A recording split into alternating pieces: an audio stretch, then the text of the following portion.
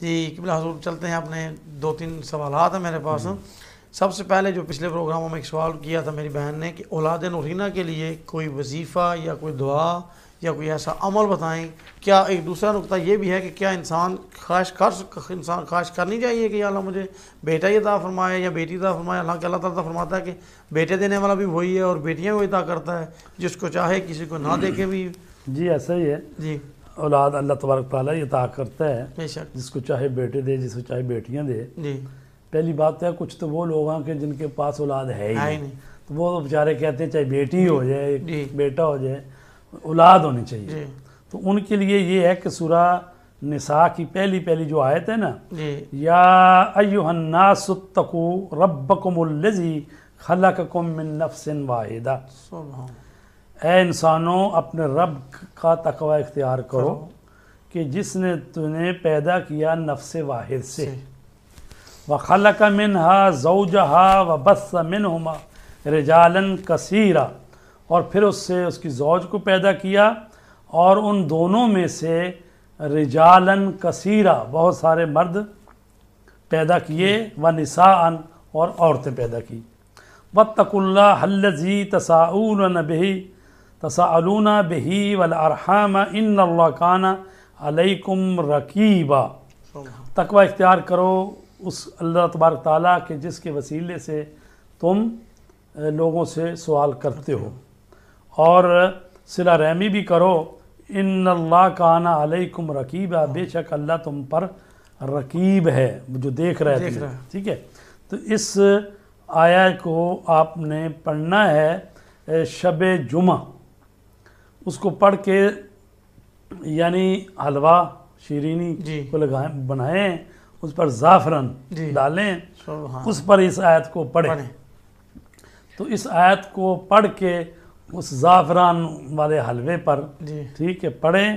اور اس کو کھائیں، اور پھر وہ جو ہے میاں بیوی جو ہیں ایک دوسرے کے قریب جائیں، تو اللہ تبارک تعالیٰ جو ہے وہ اولاد دے گا۔ اب یہ بات ہے کہ جس کو اولاد تو ہے لیکن وہ چاہتا ہے کہ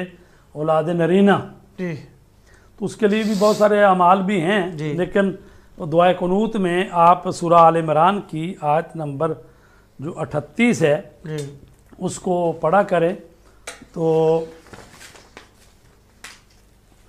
تاکہ اللہ تبارک تعالیٰ جو ہے وہ آپ کو اولاد نرینہ سے نوازے۔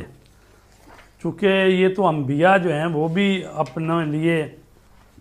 اولاد کی تمنا کرتے رہے، یہ انسان کی بہت بڑی خواہش ہوتی ہے کہ اس کی نسل بڑھے آگے، تو لہٰذا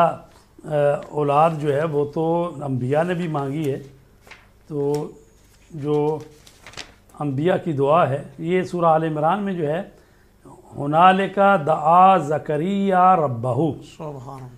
اس وقت زکریا نے اپنے پروردگار سے دعا کی۔ حضرت زکریا جو ہے ان کے بیٹے ہیں حضرت یحییٰ علیہ السلام۔ حضرت زکریا جو ہیں کافی بوڑھے ہو چکے تھے، ان کے ہاں اولاد نہیں ہوئی تھی، اور جب حضرت مریم سلام اللہ علیہا جو ہیں وہ ان کی بیوی کی بہن کی بیٹی ہے نا، یعنی حضرت عیسیٰ کے خالہ زاد ہیں حضرت یحییٰ، تو جب حضرت مریم پیدا ہوئی اور پھر اس کے ہاں حضرت مسیح علیہ السلام، تو حضرت زکریا نے بھی دعا کی کہ پروردگار رب حب لی من لدنک ذریۃ طیبہ، مجھے اپنی طرف سے ایک پاکیزہ اولاد عطا فرما، انک سمیع الدعاء، بے شک تو دعا کا سننے والا ہے۔ تو دعائے قنوت میں نا اس کو پڑھا کریں۔ اب باقی جو ہے نا ہنالک دعا زکریا ربہ اس کو نہ پڑھیں، صرف یہیں سے شروع کریں، رب حب لی من لدنک ذریۃ طیبہ انک سمیع الدعاء۔ ایک اور بھی ہے، ربنا لا تذرنی فردا وانت خیر الوارثین، مجھے تنہا نہ چھوڑ اور مجھے وارث عطا کر۔ تو یہ دونوں دعائے قنوت میں آپ پڑھا کریں، تو اللہ تبارک تعالیٰ سے دعا ہے کہ وہ آپ کو اولاد نرینہ سے نوازے۔ جی جزاکم اللہ خیر قبلہ حضور، اسی سلسلے کو آگے بڑھائیں گے، ٹائم ہے ہمارے پاس۔